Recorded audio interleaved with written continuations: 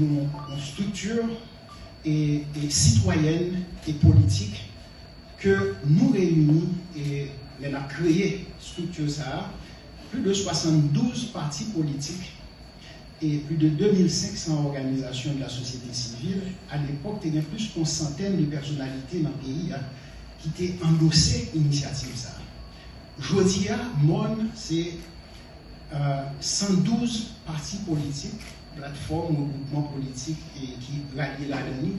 C'est plus de 3000 organisations de la société civile qui est à l'échelle de tout le territoire pays. Et puis plus de 500 personnalités qui bénéficiaient de respect et de crédibilité aux yeux de la société haïtienne et de la diaspora haïtienne. MON lancé parce que nous constatons que le niveau de déchirement et quantité de partis politiques qui gagnent dans le pays, et malgré tout, difficulté qui gagnent pour faire Haïtiens parler entre nous-mêmes et chercher solutions pour adresser les défis que le pays a confrontés. Donc nous-mêmes nous avons décidé et faire campagne auprès de tout le monde et proposer, ça nous aide, un projet de société unificateur. Et ce projet de société, si nous voulons lire, m'a passé une copie par Maxino par la suite que je suis capable de partager ensemble avec lui. Maintenant, nous lançons MON et MON continue à étendre et dans la communauté politique. MON, but MON, c'est dans deux niveaux. Premier bagage, c'est comment nous sommes capables de réunir suffisamment de structures et de partis politiques parmi les 350 qui existaient dans le pays pour nous constituer une force qui est capable de vaincre ensemble d'inertie que le pays a confronté. Dans la dynamique, ça, nous dit, premier but que nous avons cherché, il faut que nous renvoyions l'exécutif ça, que nous tous connaissons caractéristiques. Un, son exécutif qui est sous domination et sous contrôle des bandits, des criminels et des gangsters. Mais deux, il y a urgence à ce que le pays ressaisisse parce que nous avons perdu le pays. Nous avons une idée de qui quantité de monde qui a mouru chaque jour là, quantité de biens qui a détruit chaque jour, quantité d'infrastructures publiques qui a détruit et quantité d'infrastructures judiciaires et sociales que les bandits ont cassées. Devant de telles situations, les gens qui vivent autonomes, pas capable de vivre de façon autonome. Je ne sais pas si nous connaissons le trajet de Carrefour pour entrer Port-au-Prince, mais qui ça, Grand Rue et zone centrale de Port-au-Prince était représentée, sortir dans la zone centrale là pour remonter vers la rue ou bien pour remonter vers Delma, ça a été représenté en termes d'ossature économique pays. Imaginez que toute infrastructure ça n'a pas opérationnelle encore. Le port principal de Port-au-Prince fermé depuis un paquet de temps. L'aéroport international fermé depuis le mois de novembre l'année passée. Budget gouvernement ça, c'est seulement 2,4 milliards de dollars américains. Donc, dans ça, si il y a n'importe quelle catastrophe supplémentaire qui frappe le pays, c'est vivre d'eau ou bien accepter de mourir. Dans le sens que, aujourd'hui, il y a plus que 1,2 million d'Haïtiens qui sont dans la rue, que c'est bandits qui chassent de la caille.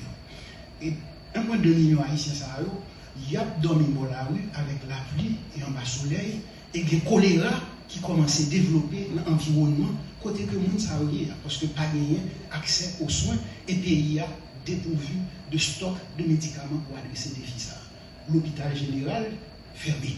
Donc, nous devant situation ça, économie à l'arrêt, société à l'arrêt, et pendant ce temps-là, au moins équipe gouvernementale et CPT ou gouvernement, qui a coupé raché et qui a collaboré de préférence avec bandits et gangsters en transférant vers les bandits les informations stratégiques essentielles de l'État pays. Et dans ce sens-là, qui fait que le bandit a progressé et il y a très peu de chances pour une telle administration d'arriver à croiser bandits, rétablir la sécurité, l'ordre, la tranquillité, rétablir un état de droit avec la justice à tout pouvoir, etc. Donc, nous, quand maintenant, nous disons qu'il faut que nous envoyions M. Sahayo et nous voulons aider le pays pendant la période de transition que nous allons rentrer là-dedans. Nous concevons que la transition, j'en ai concevoir dans le pays, lui en lui-même pose un problème parce que vous pensez que c'est juste faire élection et puis ça suffit pour le pays à redémarrer. Le pays a besoin de plus que ça, je veux dire.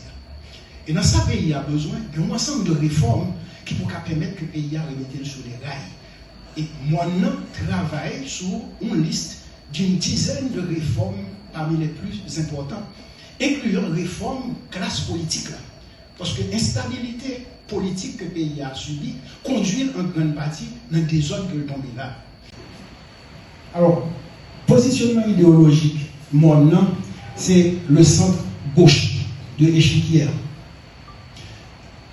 Quantité parti, je dis, qui rapprochait des initiatives, ça, nous avons 112 partis qui regroupaient à travers des groupes politiques, des plateformes politiques ou même des partis individuels. Et la volonté de remplacer Mounsao, alors le problème qui posait, c'est un élément d'instabilité politique pays, c'est une multitude de partis. Ça, c'est une là-dedans. Même genre, il y a plusieurs éléments qui participaient dans l'instabilité.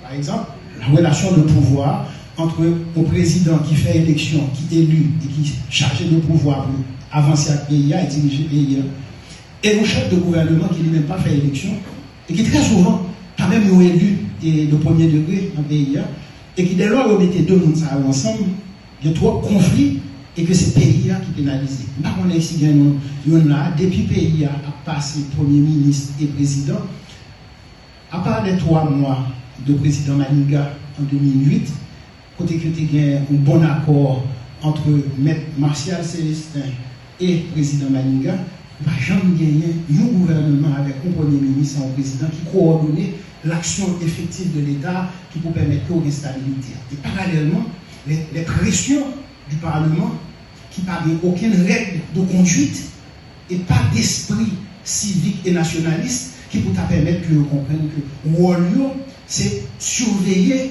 l'efficacité des actions de l'État. Donc, il y a des éléments comme ça qui contribuent à l'instabilité, qui viennent renforcer par le nombre exagéré de partis politiques, qui fait dès lors que l'élection faite, très souvent, on a un problème d'illégitimité de monde qui est élu, parce que lors des 50 candidats à la présidence pour 6 millions de votants, il est difficile pour un monde qui fait plus que 750 000 votes.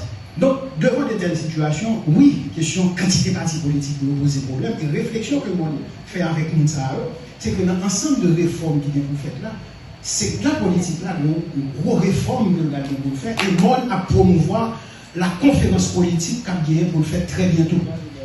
Dans le cas de ça, nous comprenons que c'est indispensable pour que nous ramenions toute grande famille politique à l'intérieur de 5 tendances. Ce pays a progressé, il n'a pas perdu trop de temps dans l'élection. Aucun des pays dans le voisinage là, où comment ils organisent l'élection de façon pacifique, de façon avec des coûts abordables, etc. Et pour faire ça, il n'y a pas même 1000 candidats dans chaque poste. Ça nous fait, il y a des tendances politiques que acteurs regroupés en deux nations. Donc c'est ça la possibilité de faire là. Et 5 tendances majeures, c'est à la fois la droite, la gauche, le centre droit, le centre gauche et le centre. Donc réformes, ça sont réformes particulièrement importantes qui vont permettre que le pays ressaisir et regrouper une majorité d'acteurs politiques. Deuxième autre réforme qui est nécessaire, même bagaille ça, c'est la réforme de la loi électorale qui va permettre que nous gardions tout mécanisme électoral pays. Le pays n'a pas besoin d'un conseil électoral provisoire. Le conseil électoral provisoire, côté que l'homme président a décidé qu'est-ce qu'a président du conseil électoral là, c'est une source d'instabilité tout. Donc, on a réfléchi ensemble pour nous faire adopter une nouvelle loi électorale et faire pays à décider, sous nos termes plus longs que cycle présidentiel là, la désignation du conseil électoral permanent, de sorte qu'aucun président n'a qu'à demander un président de conseil ou un membre de conseil là pour décider d'être tellement plus longtemps. Troisième bagaille qui vient, c'est qu'on va traiter le problème de table de tabulation, qui c'est juste un élément de calcul et de statistique. Élections sont opérations de calcul que de tout. Pays a pas besoin de résultat à toute élection, même soir. Monsieur l'a organisé pour faire traîner les pieds, pour mettre le monde que vous voulez aller dans table de tabulation, ou table de tabulation. C'est juste de quoi pour regarder les statistiques, qui sexe, qui l'âge, qui localisation côté que vous votez. Troisième élément, c'est sur le financement des élections. Lorsqu'on demande des gens de financer l'élection pour vous, il ne faut pas craindre après, lorsque vous décidez qu'il est sur le maintenant poste. Surtout qui finance comment. Le fait que le pays a rendu la mendicité, et le dirigeant pays en particulier, le pays a la mendicité pour financer l'élection pour eux, ça veut dire que ou ajouter une autre dimension d'instabilité. Pour passer et sauter le problème ça, nous recommandons, et nous avons réfléchi sur lui, il faut que le pays a adopté une taxe spéciale qui peut financer le processus électoral et suivi. Parce que dans le monde mourir, il faut qu'on remplace, il faut faire élection pour lui, il n'y aura pas besoin de temps, c'est l'élection nationale faite, etc. Donc, nous, garder, ensemble de 3 réformes, ça doit aider à restructurer diversité de partis politiques. Maintenant, troisième élément pour soulever, c'est que c'est par rapport à monde qui l'a monde qui l'a et nous connaissons tout comment nous sommes arrivés là. Étant donné que il n'y a pas de résultat que le pays a donné, et on a dit qu'il y a 2 missions. C'est rétablir la sécurité qui pour permettre que les Haïtiens soient capables de vaquer à l'activité et continuer à vivre, et puis aller vers des élections.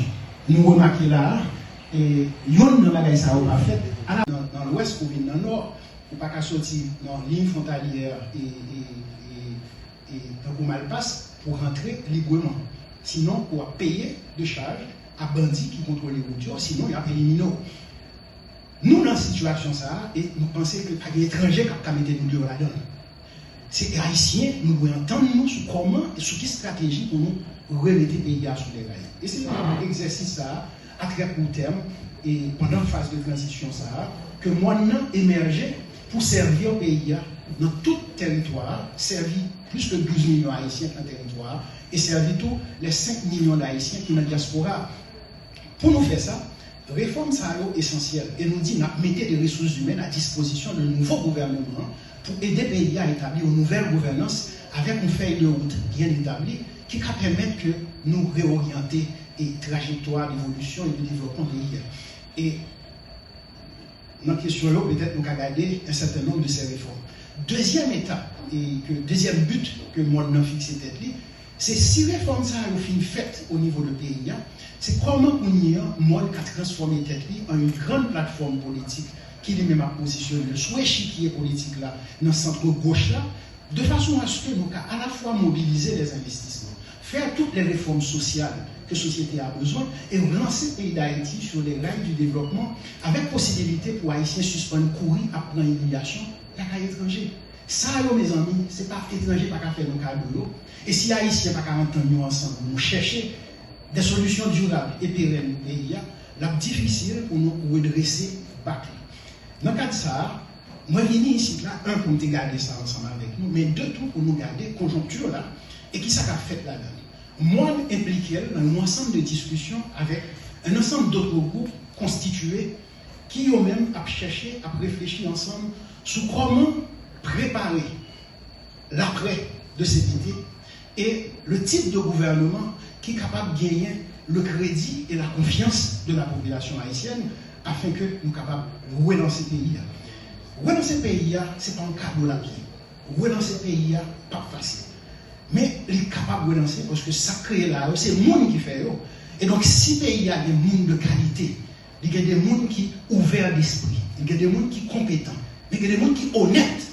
Parce que corruption, gangrène le pays, ou besoin de gens qui remettent le pays, mais en même temps tout, qui ne pas voler, qui ne pas chatte, qui ne pas corrompu, de sorte que sont capables d'agir non seulement sous bandits, sous gangsters, mais agir sous corrupteurs, qui utilisent l'argent que vous ne pas payer taxes, pas payer droits, pour financer les gangs, pour écraser l'État davantage.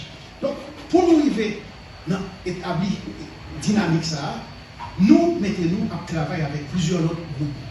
Je ne vais pas citer nos groupes là, mais nous, c'est des journalistes. Nous, sur les réseaux, nous suivons qui s'est passé, échange qu'a fait, et nous comprendre la position que le monde a occupée et l'espérance que le monde est capable de servir les pays, non seulement pour sortir dans le monde, mais le monde a préparé pour attaquer la racine du problème.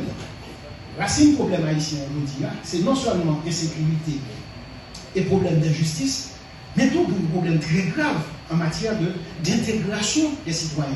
À savoir, pas de travail qui créé, pas de métier qui mettait pour permettre à ce que nouvelles possibilités de travail que les Haïtiens accèdent à eux. Pas d'investissement qui a fait, pas de décentralisation qui fait le territoire pays, pas de services que les citoyens ont besoin qui vous permettent que nous rejoignions à meilleur coût, qui vous permettent que nous continuions à vivre et vivre bien. Nous, lancez-nous dans la dynamique ça, avec perspective que nous-mêmes qui sommes dans la région nord, ma pensée, que ce soit à nous-mêmes qui sommes dans le département du nord, dans le nord-est, dans le nord-ouest, dans l'Artibonite, dans le plateau central, moi-même, Jean-Caleb Mathurin, et avec moi, Tout travail que nous faisons pour le pays, ce n'est pas des travail pour nous, ce n'est pas des travail pour le monde. C'est des travail d'intérêt général qui permettent que tout le monde qui est dans la région Sahara va bénéficier de nous. Et il y a des gens qui sont bien loin dans d'autres régions du pays qui bénéficient de types d'initiatives que nous habituons pas pour le pays. Je dis à pays à aider nous, puis à aider tout le monde, pour demander petit bio, aider le sortir en bas pied criminel. Ça. Pendant qu'on a parlé là, il y a des quartiers dans le pays à côté que il a tiré à vue d'œil sur des simples citoyens. Pendant que nous connaissons tout l'effort que la police a fait. Malheureusement, très souvent, dans le gouvernement, ils ont disposé pour ne pas mettre les moyens que les policiers ont besoin pour nous répondre à face à l'agression qu'ils ont subie ou que la communauté a protégé a subi vis-à-vis des gangs.